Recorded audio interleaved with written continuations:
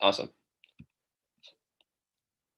Ardrey Kell affirms our first contention is offshoring. The NSA domestic surveillance leads to customers wanting more privacy. This in turn forces companies to build data centers abroad. DNS 13 writes that as a result of NSA snooping, US companies are seeking refuge overseas to protect their data. Silicon Valley is not immune from the fallout from revelations about widespread surveillance by the NSA. For example, Waters 14 writes that Microsoft will allow customers to have their personal data stored on servers outside the US in response to American surveillance. Microsoft isn't alone. Ang20 writes that growth in cloud services aren't showing any signs of slowing down. By 2025, almost half the world's stored data will reside in public cloud environments, yet the US portion of public cloud storage will drop 20%. Protecting data reverses the incentive to shift to foreign subsidiaries, restoring trust and bringing investment back to the US. Young and Bishai in 2015 writes that companies have suffered a reputational harm, making the move to foreigners to resist in US shifting to increased protections for US companies would change the incentives by giving companies uniformity for all their data rather than a patchwork. It will help restore the faith of foreign governments and customers that American companies bring with them privacy protections. The impact is a domestic economic boom. The US Chamber of Commerce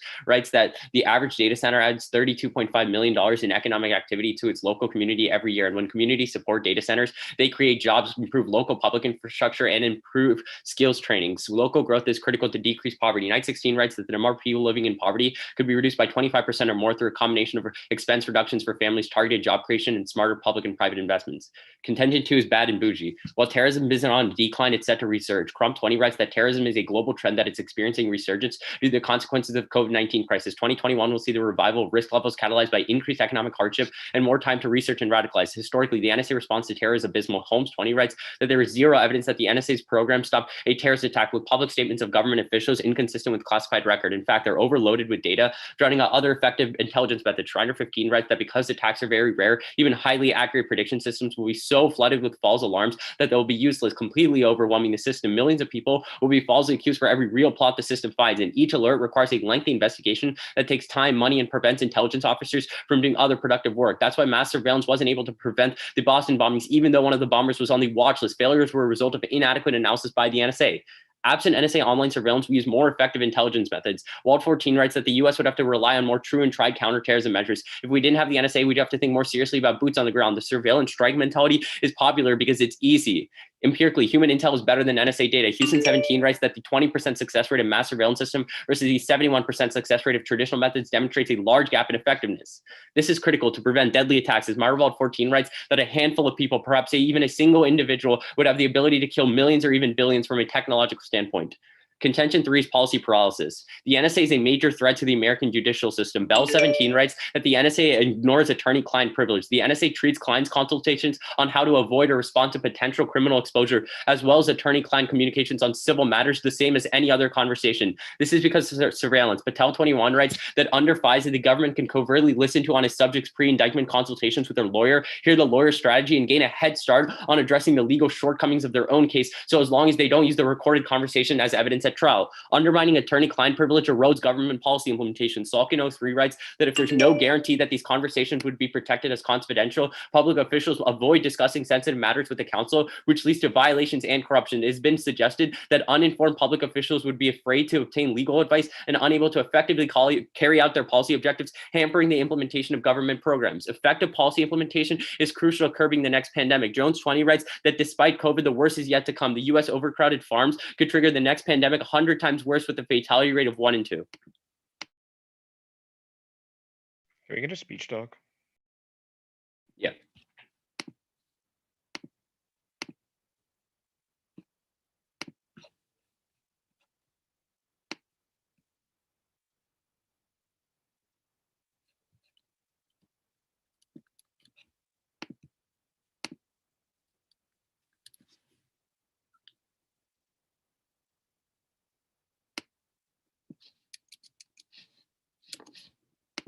All right, I sent it.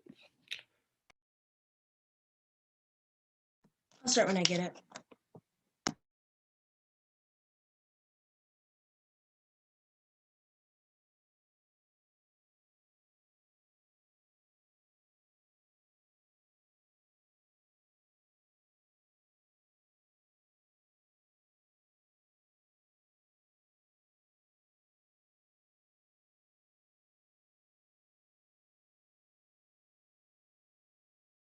Did y'all get it? I got the email. All right. Bet. I got it, Anthony. You get it? I still haven't gotten it.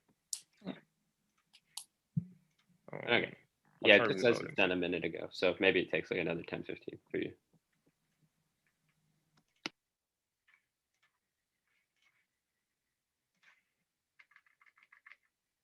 Out of curiosity, did you get the first test? Like, Yeah, I got email the chain? test email, but Okay. I haven't Make sure I gotten put your anything email right. since.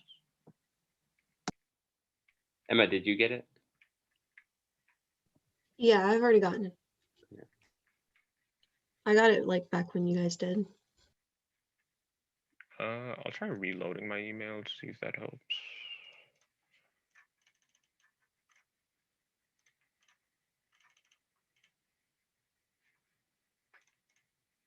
Yeah, I just don't have it. I don't know. I'm gonna forward it to you really quick. Yeah, I was Yeah, about just try doing that. Or maybe it's in my spam actually. Hold up. Yeah, it's in my spam. That's what happened. Okay, let me move that. Okay.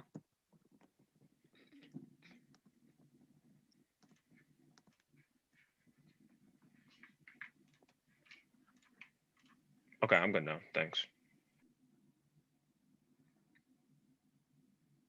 Could you guys do the same Oh. thing with the speech doc? You can do it after though. Oh, 'cause I'm I sorry. thought Yeah, you sent it before. we usually send it after. Yeah, that's fine. Okay.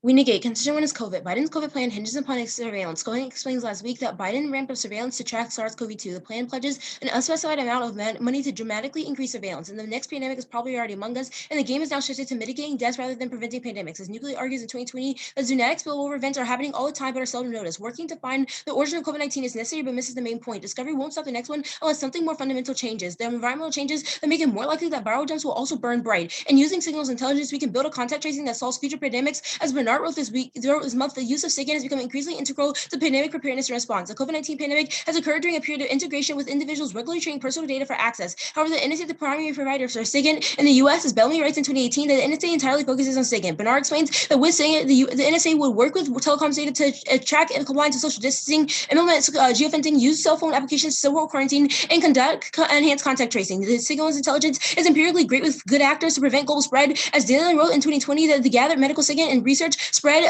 impacts of its spread and the impact of SARS. And better response saves lives, as Perko argued last week that timing matters. And data showed that efforts to delay the early response to the virus may have saved an average of 30 deaths daily. Contingent choose immigration. Biden's immigration reform bill will pass now, and PC is key. As Biden is betting on relations in the Senate and groups of immigration, and Biden to facilitate passage of immigration bill that will provide stability, passage of the legislation will be difficult, and any NSA surveillance will kill Biden's political capital. As Givens explains that despite heated rhetoric on both sides of the surveillance debate, it is consistent. The ratchet effect is unidirectional change and the legal variable that can become entrenched over time, setting in motion a process that repeats itself indefinitely. It suggests a stickiness in anti-terror laws and makes it harder to scale back or reverse their provisions. NSA's intelligence collection efforts underscores the relevance of the ratchet effect to anti-terrorism laws. The two impacts. First is agriculture sector. Biden's immigration reform proposal is key to sustain food production and ag sector stability. As Abbott writes, undocumented farm workers in the U.S. would gain legal status under immigration bill by Biden. The farm sector wants a workforce of half of workers are undocumented. Guest workers available for year round. And Bill sent a clear statement about resolving issues facing agriculture industry, and the U.S. food systems will falter without immigrants. And that's vital as U.S. agriculture is on the brink of total collapse. As Demir wrote in 2020, that the shortage of farm workers have left many farms on the brink of collapse, jeopardizing our ability to move crops from the fields to the markets that need them. And the key to addressing our current labor shortage lies in repairing our broken immigration system. And securing the agriculture industry is key to global agriculture trade. As Castle explains, that reliable food sources and stable prices produce more stability in secure countries. Food insecurity can lead to instability and violence. Food system shocks from an extreme food price volatility can be correlated with protests and riots. Emerging markets currently purchase 20% of the U.S. agriculture exports, and the figure is expected to grow as populations boom. Actions taken to increase agriculture sector jobs can provide stability. And food insecurity leads to nuclear war, and the risk is high, and it causes extinction, as nuclear conflict remains a distinct possibility in South Asia and the Middle East, as these regions are already stressed in terms of food, and their nuclear firepower or access to nuclear materials is multiplying. Nuclear war is possible outcome of food crisis, and food insecurity is a driver of preconditions for the use of nuclear war. But second, Biden bill modernizes EB visas. As Barry wrote last week, that it makes it easier for foreign graduates with STEM degrees to remain in the U.S. This is uniquely key to solving cybersecurity work shortages and preventing cyber attacks. As Gene Chamber explains, that some of our most highly qualified computer security experts are here on non-immigrant work visas. Then many foreign students are preparing for the most in-demand U.S. cybersecurity jobs that American students don't seem to have interest in. And this is key as a need that the U.S. has for cybersecurity experts to protect the American to protect America. That we currently face a huge shortage of individuals in the field of cybersecurity. Our computers and networks are under constant threat from China, Russia, and North Korea. The U.S. only has about 1,000 individuals. We currently need as many as 30,000. For this reason, we urge a neg ballot. And let me just send that right quick so we can.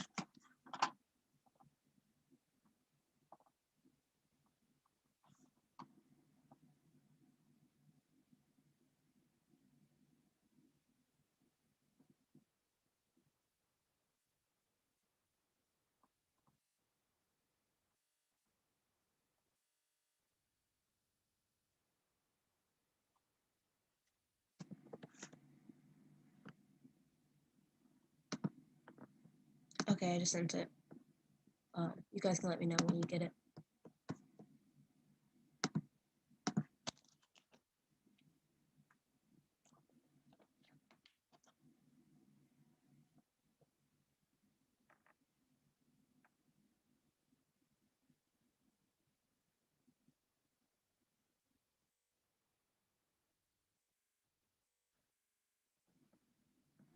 Okay, I just got it.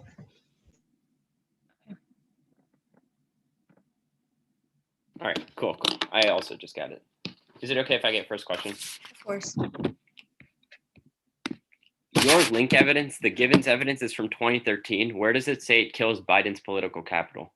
No, the Givens evidence is just the rhetoric behind it. Like the political capital being killed, it's the card after it. But the Givens evidence just says that when something is becomes a norm, it's really hard to like change that norm. So like national security is a norm in the U.S., right? Okay, People think that surveillance is necessary to protect national security. The Givens evidence is just saying that when you try to prevent this or try to like roll back on this, that people are going to fight back against it. So when Obama rolled back like the telephone calls back in 2016, what happened? Did any Right, but like Obama rolling back phone calls is not the same thing as actually getting rid of a whole domestic surveillance program. But Can like I have a question? phone calls completely is I mean, that's completely different. You still have surveillance, domestic surveillance, which means people still feel protected. When you get rid of a whole domestic surveillance industry, then you get people, right?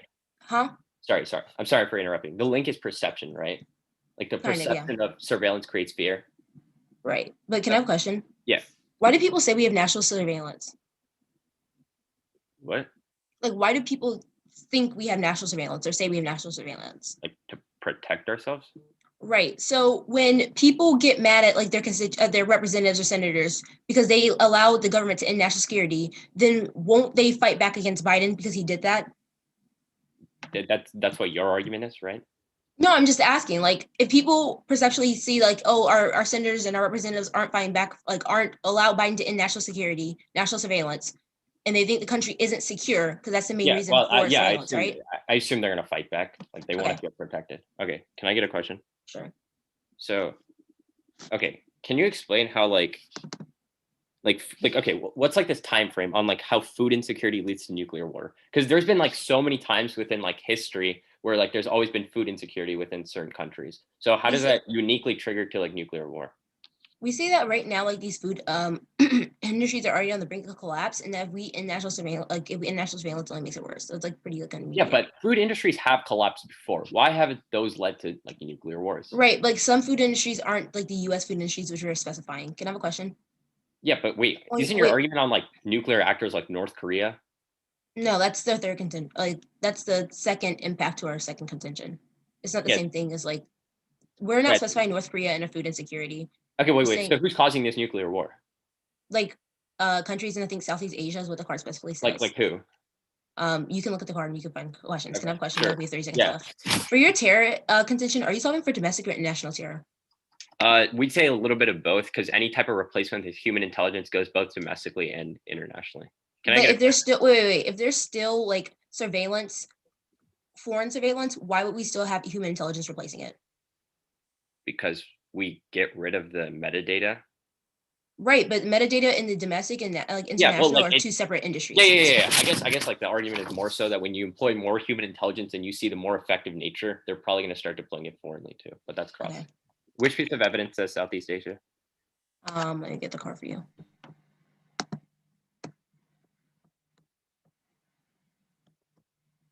It's the crib card. Yeah, it's the crib card. Julian Cribb. All right, sounds good. Sounds good. Thank you. And then Emma, are we going to take prep?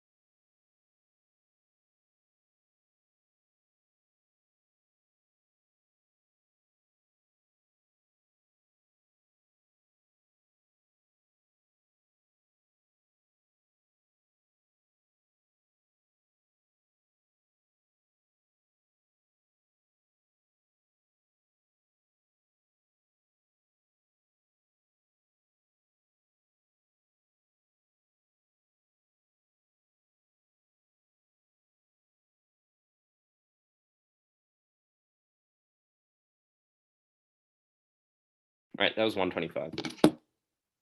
Oh, what? Sorry. Cool. Let me just try to mute your phone. Okay.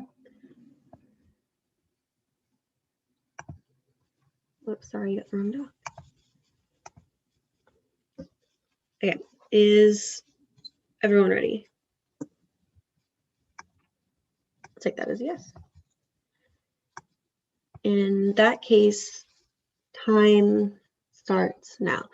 On their contention one about COVID, a couple of issues. First, Gerstle of the CSIS finds the NSA doesn't want to have anything to do with public health mission like pandemics because they mainly focus on crime and terrorist threats, meaning that they have to actually prove that the NSA wants to get involved. They don't ever want to. In fact, you can turn this because absent surveillance is the only time you'd actually see NSA involvement to take pandemics. As Bamford 15 finds that absent surveillance, NSA supercomputers can be used to solve modern disease, mining for data and helping with vaccine development, which is a more direct cure to the pandemic than actual like contact tracing would be. Even then, on this actual contact tracing link, there's a couple of issues. As the Brennan Center finds, there's always going to be surveillance for contact tracing for 3 reasons. One is the CDC, who collects data and can use other government agencies like the National Institute of Standards Technology or the CIA to surveil for pandemic threats. Second is private institutions or like colleges like MIT and Harvard who have created their own surveillance system through Bluetooth signals and surveys and give data to the CDC. And third is through actual private institutions themselves like Palantir, Google, Apple, Facebook, who are already collecting and sharing anonymous data on millions of users to the government to identify and grow coronavirus trends. These 3 ways are better than NSA surveillance because Landau Tufts finds that the NSA tracking phones through cell towers and GPS is too varied and imprecise for contact tracing because it can only reveal a general vicinity of where a phone is located and not if 2 phones are 6 feet apart, meaning the NSA will always fail. These other organizations will always be able to fill in and do better. Even then, when you actually have these like NSA surveillance, it will actually impede the actual pandemic response for 2 reasons. First is because of backdoors. Shackford writes in 2020 that the NSA has worked backdoor specifically into tech companies, which on net is really bad because it means that it increases mistrust in the private sector and in the NSA because of like really bad practices. This is bad because Turner Lee explains that the conversation about privacy rights lends itself to a broader conversation of racial profiling, and COVID-19 infections have hit a majority of Black and brown cities the hardest, meaning that because we're having all of these like really bad surveillance state processes, it means that these specific minority communities who are hit the hardest don't trust the government. They're not going to ever go and get the cure. But second is because of police enforcement. As Jabali explains, that the pandemic amplifies how unjustly police enforce their authority. Aggressive policing can be seen as normalized, with especially Black people as the victims. That's key because they themselves tell you that the police force is going to be enforcing these specific standards, which is really, really bad because it only short circuits their impact. It Schwartz 20 finds that any blurring of police work with contact tracing can undermine public health, and people are less likely to cooperate with contact tracing if they fear the consequences. On top of that, cross-apply our third contention, you can't solve a pandemic if there's not actually political will to do policies that would solve the pandemic in the first place. On their second contention, talking about the Biden bill, there's a couple of issues here as well. First, when you actually look to the uniqueness evidence talking about Biden's bill, these specific groups that are outlined in their own evidence talking about who's supporting this bill aren't people who are going to be dissuaded by national security concerns from their second card. When you actually look to what it said, one, it his current relationships in the Senate, I would say that's pretty strong already. Second is anti-Trump supporters who are specifically like really enraged by the border policy, specifically where migrant kids are kept in cages. That is something that's never going to go away. That enragement is always going to be there. It's a really bad practice on behalf of the Trump administration. But third is actual long supporters of immigration, i.e. people who have supported immigration even since 2013 when the Snowden revelations came out, because the isolated groups that they specifically talk about who are supporting this bill and who are going to be supporting Biden aren't actually going to be dissuaded by this wretched effect in their second card. It means that the political capital will always still exist. But even then, you should automatically be really skeptical of what their card is saying because it's still from 2013. 2013 means it was immediately post-dating all of the Snowden revelations and all that conflict. People then were just talking about what could potentially happen as a result of all of these issues, meaning that because we've had multiple different years of when there hasn't actually been any policies that have like been impeded specifically because of surveillance, even with this like back and forth motion, especially like my partner said in Cross with the Obama administration, where they were rolling back some of the different surveillance measures, like with phone data. That means that because you haven't seen a similar impact to the like immigration policies or even to like terrorist-based policies, you don't ever know that their impact is going to materialize because they can't even prove that it will like even minor happen under the Obama administration, where we had some of the best immigration policies, I would say, to date with like DACA and the expansion. On the two impacts, the first with food production, down on the point where they're trying to say it's going to like cause a nuclear war. It's never actually going to cause a nuclear war. One, because mutually assured destruction, no person wants to enter that in the first place, knowing that it's going to go to conflict. Second is because of allies. They don't ever give you a specific person who's going to be coming into this nuclear war. And I would say in the regions of Asia and the Middle East, there's specifically lots of people who are allied with the United States and other Western institutions who wouldn't want to risk going to nuclear war because it would only alienate them from the rest of the globe. Can we get a speech doc? Yeah. Thanks.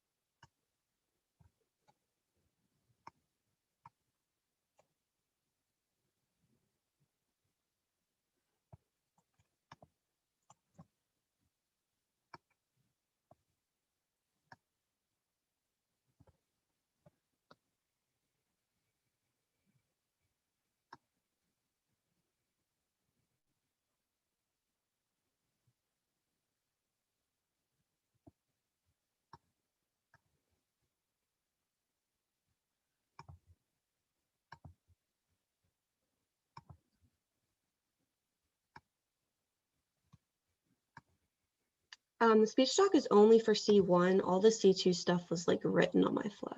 So. Okay, cool. That's fine.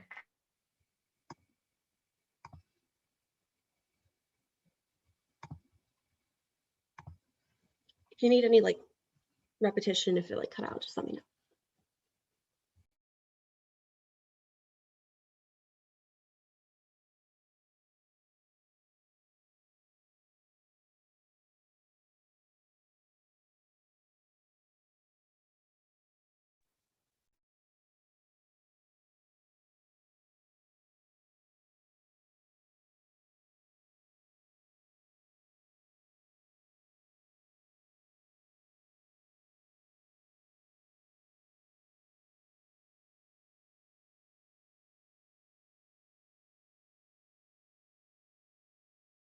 I think I just got it. Me and Lauren are gonna start prep. Give me a sec to start a timer. Yeah, I haven't gotten it yet. Oh, you haven't? Oh, I'll wait then.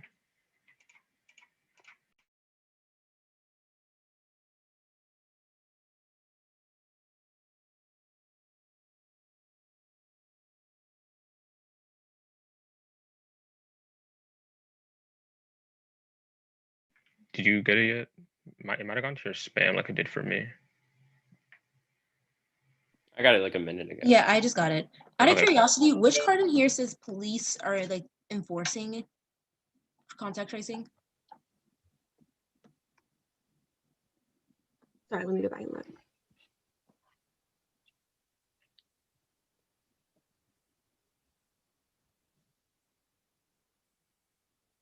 The Malika Jabali evidence from The Guardian. Oh, okay, I see it. Third card, green highlight. Your other team actually sent us this. Okay, cool. We'll start our time now.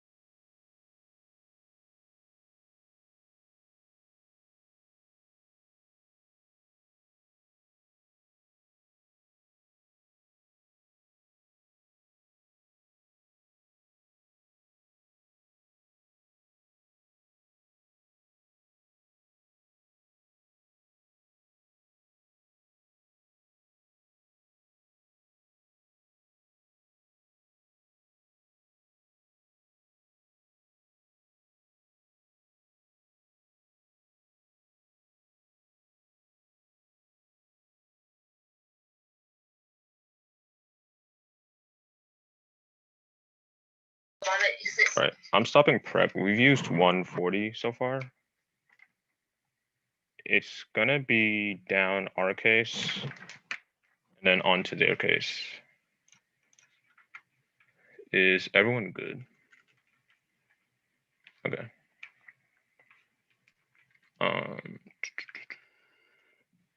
Give me a sec to open this up. It's not loading.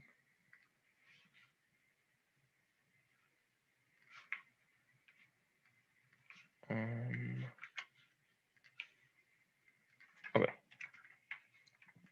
And I'll send out a speech doc right after, by the way.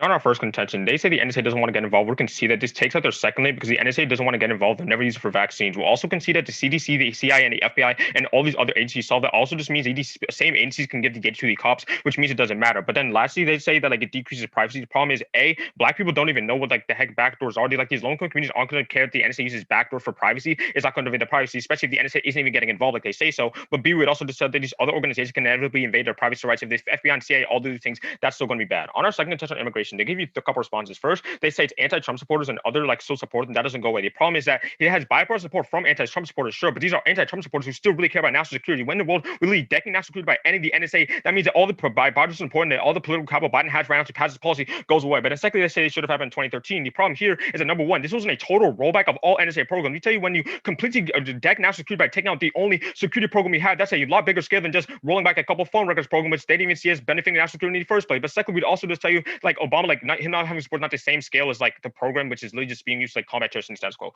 Third, they say it doesn't cause war because of Madden allies. Realize it aids on-card analysis. Prefer our crib evidence to tell you that instability leads to nuclear conflict because if you literally don't have food, you're more likely to go to food to try and get food from other people around you. But also, they can concede other impact on EB visas. The argument's pretty clear too. The Applebaum evidence tells you that Biden's going to modernize EB visas, which is key to prevent us from cyber attacks because the cyber worker shortage right now. The only way we can actually prevent attacks on our grid and prevent millions of people from dying is when we revitalize the economy. Let's go on to their case.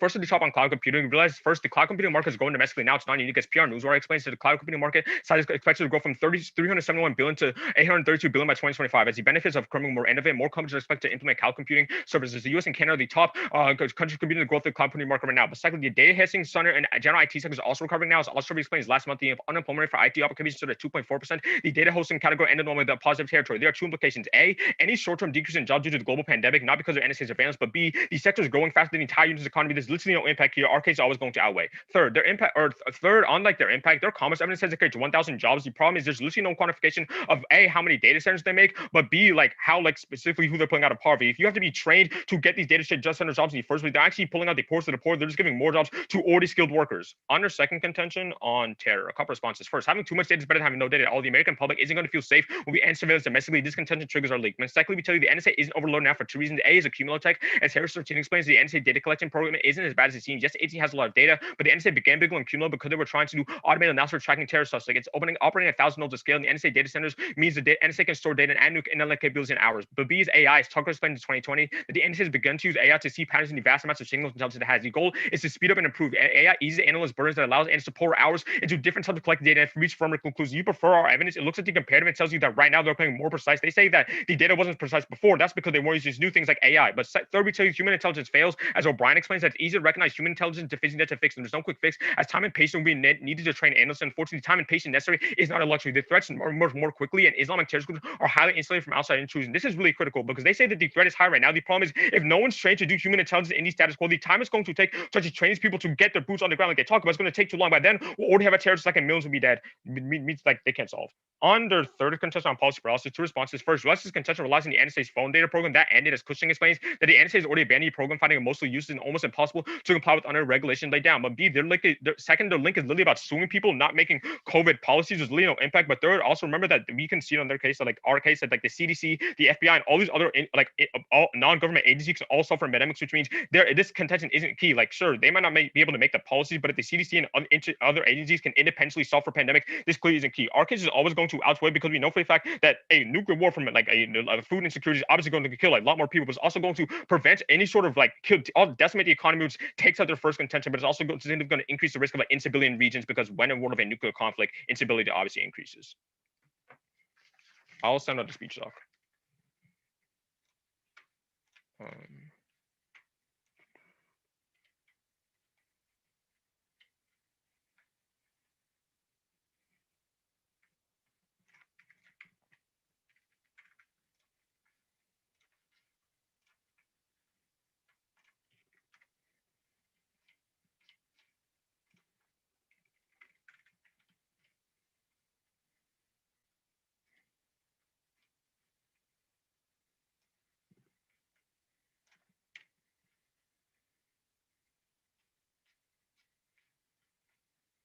Okay, it should have just sent. Tell me if y'all get it.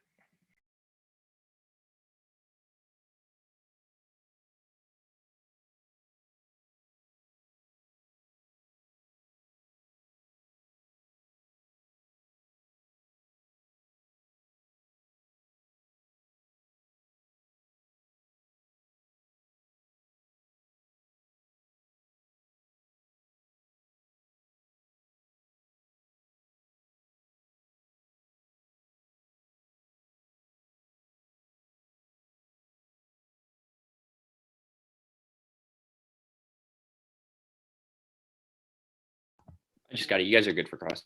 All right, cool. You can have first question. Okay, cool. So why is having too much data like better than having no data at all? You kind of just assert that. Yeah, so I mean, it pretty much is just like triggering our link. It's like the American people aren't really going to care like the NSA is too much data. They don't even know what that means. What they do know though is that when you end the NSA's programs of like surveying to protect them, they're going to feel threatened, which is inherently bad. But then we also like give you like other warrants of like why like the NSA data collection is good. Like that's the other responses I give you. Okay. Can I have a question? Yeah. Yeah. So on the bottom of our case, right? You say like war never happens because of like mutually assured destruction. I guess my question is simply like in a world where people are lacking food and there's growing instability in your country, why do you necessarily care about being like mutually assured if like people are starving to death? Like it's like I need to destroy other people so I can actually get food versus I just starve to death. Yeah, mainly that like even if there's small scale conflicts over food, there's not ever going to be this mass nuclear war for like one, because these countries, even if they are starving, they don't fundamentally want to kill all of their citizens. Because if we're talking about an impact to billions of people, obviously if we can realize that, a policymaker can realize that, they're not going to want to do that. The second one, and kind of the more nuanced one, is like for a full scale nuclear war to happen in like East Asia or the Middle East, it's not just like the East Asian and Middle Eastern countries who happen to be like really food insecure who are going to be entering this conflict. Like to have that nuclear war happening, you're evidence even isolates that like some allies would have to come in, like the US. And that's pretty key because that's another reason why war would never escalate in that region, because these countries don't want to isolate their allies, the allies that either A, would be sending them aid in the first place, or B, are just like, you know, generally providing them other like Wait, but the political problem goods. is like if they're not getting enough food from the US, like why does say for example, like let's say South Korea, that's not an example like we outlined, but like let's say South Korea was like starving to death and they lack food. Why do they care that they're odds with the US if they lack food? Like the US might get involved with the war, they might not get involved with the war. The problem is we're starving to death. We need food. We're gonna like bomb this other country so we can get food. Yeah, the problem is like if they know that's going to lead to even more of a bad impact on their own citizens, that's a pretty But bad. it's like you take the risk. Like it's a risk of you starve to death, or like it's a risk like we can destroy these people before they destroy us so we can actually get food. Like I don't understand how like mad theory applies here.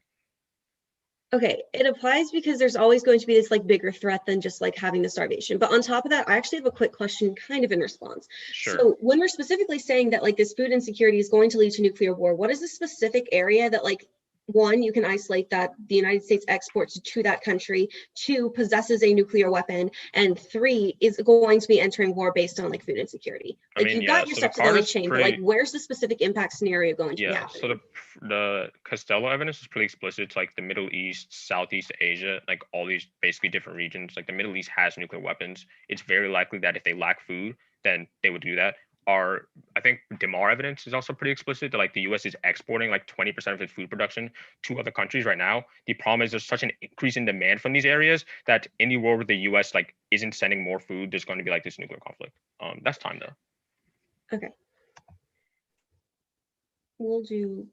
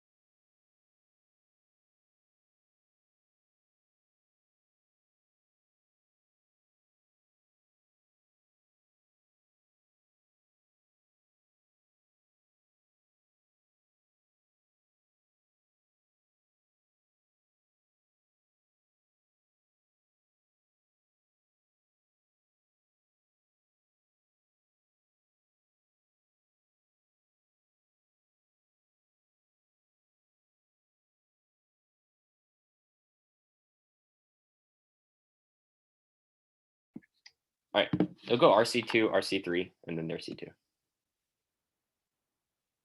Is everyone ready?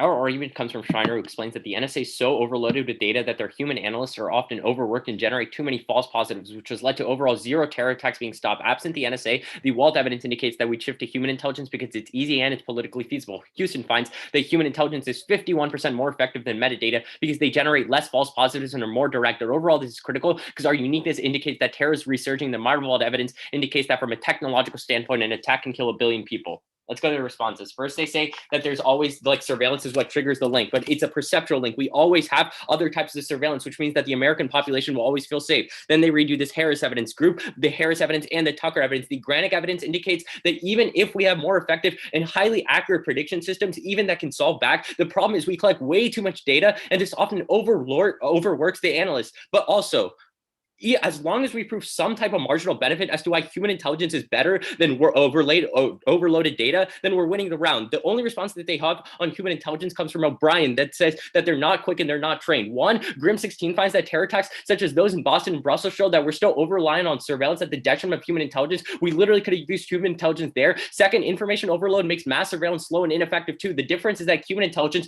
doesn't incur as many false positives. But three, we already have human intelligence route. Our argument is that we're just going to start deploying them once you vote AF. Two reasons why this outweighs. First, it links into terrorism. It links into their food insecurity argument because terrorists often attack areas and that causes more food insecurity, which means that their wars triggered in our world there too. But two, you can't focus on cyber attacks when billions of people are dying because of wars happening throughout the world. There's no uniqueness on either of their impacts. The second place you're voting for us is on our third contention. Our argument comes from Patel, who explains that under FISA, the NSA can listen in onto conversations between clients and attorneys. This is bad because our Salkin evidence indicates that politicians have to discuss policies with their lawyers to make sure it's implemented properly and they don't have any issues with corruption or being arrested. Absent the ACP, they don't feel safe to discuss policy, leading to policy paralysis. We won't go for the pandemic's impact. I'll tell you how we link in. Let's go to the responses. First, they say it's only the phone data program. No, it's not. It's things like Zoom, chat rooms, email. These are all tracked, which create the perception of fear. But second, they say our impact is just about suing. It's not about policy paralysis. Our argument specifically is that the perception that politicians are scared to discuss because they're being spied on, that's what creates the policy paralysis. This outweighs because it prereqs their argument on the top level of immigration because you can't get any policies passed if there's always polarized issue with no public officials speaking out on any issue. It is the inherent prerequisite to their argument. Let's go to immigration. Their evidence is really bad. They ignore the indict about how their evidence is talking about other issues such as the Senate, who's aligned with Biden right now, and people who supported immigration pre-2013. They only respond to their Trump link. Their evidence relies on other factors too. But we say that there's also alternate organizations, just like they say that there's the FBI, the DOD, which is always enough to link perception, trigger the perception of their link, which means that their argument is inherently non-unique. But also they mishandle the response that we give on the impact. We say that allies are in the Southeast Asia right now, which means that allies will always solve back for this mutually assured destruction because they'll always try to de-escalate the conflict from ever happening. We've used 140, so we have 120 left. We're gonna start prep. Hold up, let me start a timer. All right, we're gonna start now.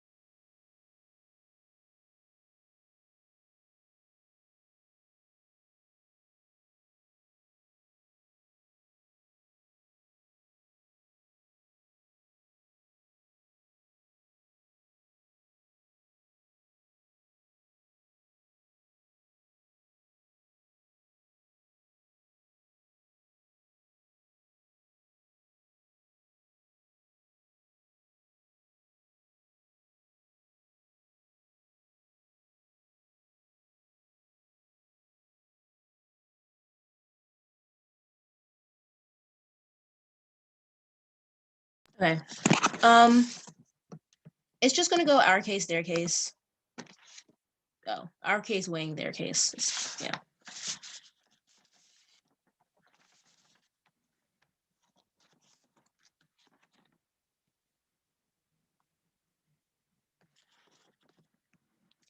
Starting for our second contingent, immigration. Scheer finds that Biden immigration bill is set to pass due to long-standing relationships in the Senate. Given studies that because everyone is used to NSA surveillance for protecting it, for protection, ending it will lead to massive backlash because people will feel the U.S. is weakened, so politicians would stop agreeing with Biden on issues like immigration. Let me tell you these two impacts. First is Abbott tells you that immigrant workers are key to the agriculture industry. The mayor tells you that shortage of farm workers have left farms on the brink of collapse. Castle tells you that food stability is key to a country's stability in emerging markets. EV tells you that emerging markets buy 20% of U.S. agriculture. Crib tells you that food insecurity leads to nuclear war as it increases country instability. But in the second, Barry tells you that Biden plans on making HP visas easier to contest. Remember, this is uncontested. They don't respond to it in either page. Dane Chambers tells you this protects U.S. interests and prevents a major cyber attack. We need to do some quick weighing. First, you can weigh a magnitude because immigration comes first, as food insecurity can lead to nuclear war and kill millions. But second, we solve for their link, which is approving HP visas allows for more immigrants to fill in jobs at the NSA, which means you can solve for data overload for terrorism. But the third, they don't contest the uniqueness, which means that in our world we have 100% solvency for food insecurity now, which means that any risk that national security prevents bipartisanship means you vote neg. They give you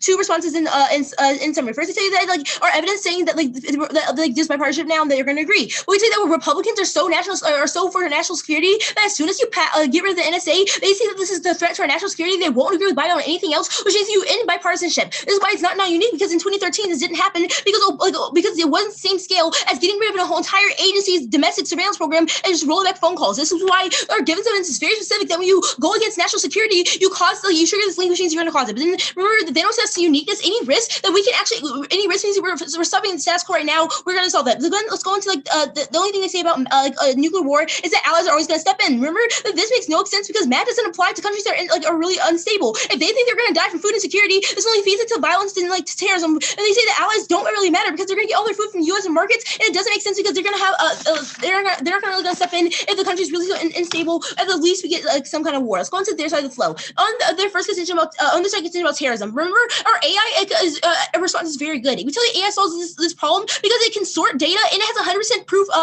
error proof, which means that AI is going to be the best thing to actually solving. Is what the NSA is switching to now because it's going to solve back for sorting through data, which means there's no overload. But the second we tell you the human intel, and the part that they really mess up is that even if they say human intel is better, there's still a gap of training human intelligence to get into there, which means that the gap when you have to train people to do human intel means that terrorists are going to take advantage of that and then attack them. But remember, you can cross-apply our second impact onto this case when you have more people getting EP visas, which means you're going to have you're going to prevent data overload. But remember the weighing that they gave you. They say terrorism leads to food insecurity. No, it's the other way around. When you have a country that's really unstable, people are more likely to go to terrorist organizations because they don't have any other option and they want to get food from somewhere. That's why we're going to be outweighing on there because our case is a prereq to theirs. But then let's go on to their third contention. Remember, this contention makes no sense. You remember it's a prereq because policies haven't passed since 2013, which literally disproves the narrative, the thesis of their argument. Since policies have continued, this means that policymakers aren't scared because they pass things like Obamacare. But then second, we say they're more scared of the phone tapping program, which is actually ended. And since that's ended, they are getting policies passed. There's no policy paralysis. You can still see things passed like immigration. All right, cool. So when the phone records program ended, was that a big deal? Really? No, it was, because that was the NSA's biggest form of collection of data. So when the NSA's phone program was completely deleted, how specifically did this lead to some of your impact? I mean, we would say by that period of time, the reason why it's different is because Biden is uniquely entering with high political capital in the status quo. Wait, can I finish? Wait. Yeah, okay. By the time when Obama ended that program in 2014, I'm pretty sure, around that time. By that time, his political capital was pretty much decked because of the numerous programs he'd already passed, like Obamacare, which Republicans didn't like. Biden is entering right now with political capital. Doing this immediately decks it. He can't pass immigration policies. He can't do anything. Okay. That's uniquely why it's different, because by then Obama had already killed his political capital. Can we have a question now? Good. So on this phone this, they don't want to pass policies or whatever, right? Your evidence is very specific in saying they're scared because they think the NSA can tap into their phones and listen to their conversations. Yeah. So are politicians just like not going to pass policies because the NSA like might be listening to like a No, Zoom they're call? scared to speak out on polarizing issues. So yes, like while some policies have passed, our argument more specifically comes from Salkin, who explains that the distrust that this creates often stops public officials from. So how did Right, but your Obamacare evidence is pass only then? about phones. That goes through the cards. Like they're scared Yeah, of their and phone the calls. front line I read you says that the Yes, you said attorney-client Zoom privilege- calls and stuff, but I'm talking about your evidence that you read in case. At Yeah. the point where phone Fine. call tapping has ended because the phone Frontline. programs have ended, which I think we can both Wait. agree on, why are they still scared? So that's not interacting with the front line I gave you. The NSA can still do things like spy on your emails, chat rooms, like emails, or So Yeah, Zoom but like, calls. so like, why does that mean immigration policy can't pass though? So like, Obama passed Yeah, 'cause healthcare. it's a Healthcare's a polarizing healthcare's a polarizing policy, right? And Obama still passed Obamacare. How like then you can't be Biden can't do an immigration policy? Like, I just don't understand. Trump has done so It's many basic- controversial policies in his time in office. Like, why don't they just now pass controversial policies? Okay, first off, it's just that like you yourself are talking about how this is a pretty controversial policy. Just the general fact that like they would no longer have this attorney-client privilege means that like there's going to be this really big risk Right, that they're not going but to be by able your to own actually like, go narrative- out and pass these policies in the first place, which is why you Right. don't see like widespread support, even if it's not, like, I'm just a one little senator confused who says because by yes, your own the other narrative, senator might say no. but by your own narrative, this means that no controversial policy should have ever been passed in like the past like 4 years and 4+ years under Obama too, right? By the point where you've seen like Trump pass like the separating families at borders, like that was really controversial. That policy still kind of passed. Why has it continued policy passing then? Like, If, why like, has the even U.S. if been able there's to phone tapping. function if this program exists? Sorry, what? Like, why has the U.S. been able to function if this program exists? If like every controversial Okay, policy so I would say doesn't get first, passed? all of these policies aren't like, if you want to look to like really big wide square, even if Obamacare passed, like other measures like Medicare for all haven't passed. On top of that, I would say it's even more important to value this argument now, because back in like the past, when Trump was able to do those policies, he did have the majority in the Senate. Now we have a 50-50 Senate, meaning any hesitation is even more important than it was before. I'm still confused This because uniqueness response was in second summary, but that's time. okay.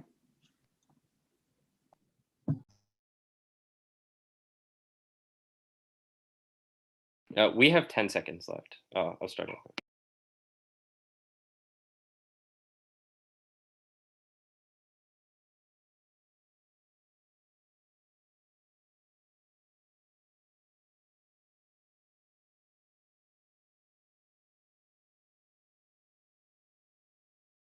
Cool. It's going to start on overload, and it's going to address like their Lincolns and their weighing based on that at the bottom. Is everyone ready? Cool.